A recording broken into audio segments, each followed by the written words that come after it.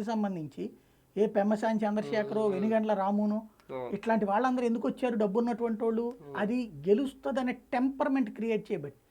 నువ్వేమో నా దగ్గర ఆ సీన్ లేదు, తెలుగుదేశంతో మనం పొత్తు పెట్టుకోబోతే మనం గెలవలేము, నాకు పోల్ మేనేజ్మెంట్ తెలియదు, నాకు వ్యవస్థ తెలియదు, నాకు వ్యవహారం తెలియదు అని చెప్తా నీ దగ్గరికి డబ్బున్నోడు ఎందుకు వస్తాడు? నీ దగ్గరకు వచ్చేవాడు ఖచ్చితంగా.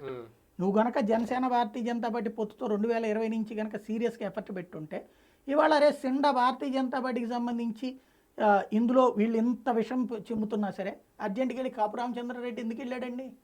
లేకపోతే దాదాపుగా 3 ఎంపీ క్యాండిడేట్లు, సిట్టింగ్ ఎంపీలు, 2 ఎమ్మెల్యే క్యాండిడేట్లు, సిట్టింగ్ ఎమ్మెల్యే క్యాండిడేట్లు వాళ్ళతో మాట్లాడుతున్నారు. వాళ్ళు ఏది ఇవాళకి అది రావడానికి బీజేపీలో. బీజేపీ వద్దంటే పోతారు. అదే జనసేనను భారతీయ జనతా పార్టీ ఈ 4 ఏళ్లలో చేసుంటే వైసీపీలో ఉన్న ప్రజాసంతృప్తుడు ఇక్కడికే వచ్చేవాడుగా, తెలుగుదేశంలో ప్రజాసంతృప్తుడు ఇక్కడికే వచ్చేవాడుగా, కనీసం 40-50 సీట్ల బలమైన వాళ్ళు వాళ్ళే డబ్బులు ఖర్చు పెట్టుకోగలిగిన వాళ్ళు వచ్చేవాళ్ళుగా.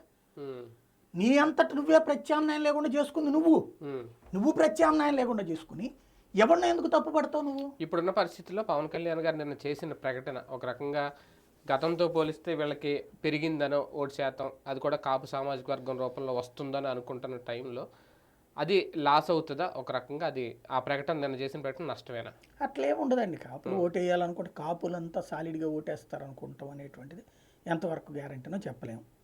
పవన్ కళ్యాణ్ అని వేస్తారు అంటే ఒక రకంగా మీ మద్దతు నాకు వద్దు అన్నట్టుగానే మాట్లాడారు. అట్లేం లేదు, కాపు అంటలేదు కదా అతను అన్నది నాయకుల్ని, లేదా తనని పట్టించుకున్నటువంటి వాళ్ళని, అంటే తనని ప్రశ్నించకుండా ఓటేయమంటున్నాడు అంతే. అంటే మద్దతుదారులు అంటే వాళ్ళే కదా, ఇంకెవరున్నారు? అట్లాగే అలాగనే ఇప్పుడు బీసీలు లేరా, ఎస్సీ లేరా, ఎస్టీ లేరా, మైనార్టీ లేరా అతనికి మద్దతుదారులు అంటే? అన్ని కులాల వాళ్ళు ఉంటారు. మద్దతుదారులు అంటే ఒక కులం వాళ్ళనేం కాదు.